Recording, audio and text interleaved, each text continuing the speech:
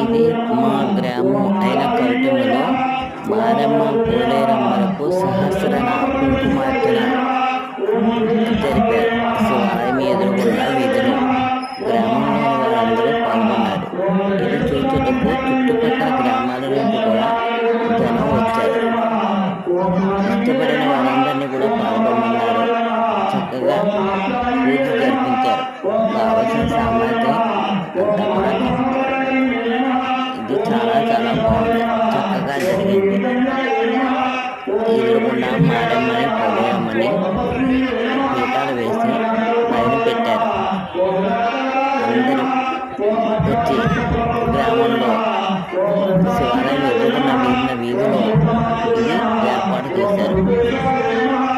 అందులో నేను పూజ చేసుకున్నాను.